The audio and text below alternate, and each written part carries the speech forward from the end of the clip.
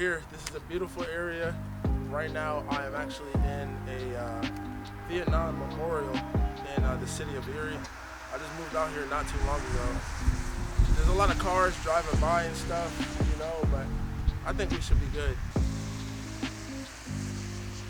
So, pre-production.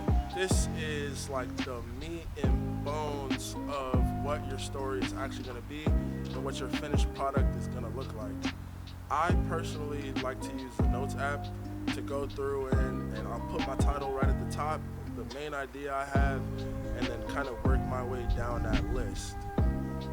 It makes things way easier when you actually plan out what you're going to shoot and when you're going to shoot it, compared to coming out on set or finding a location and then now you're trying to figure out like, hey, when am I or what am I going to record, So right now it's like 1:30. It's so much snow outside, so the lighting really doesn't play too much in effect, but like we're out here, got my list, and I'm getting these shots done. Now your shot list doesn't have to be like super detailed. It could honestly be just brief bullets and then what you're gonna say and then the shot that you want.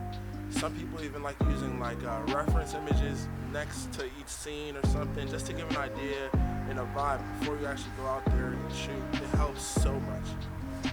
The main thing is you just want to get your ideas down, have it be on paper or have it be in what I use, the Notes app. Just makes things way easier in terms of just keeping everything organized. And even sometimes you might even be recording out of order. So you can just make sure you get everything down and you're all set.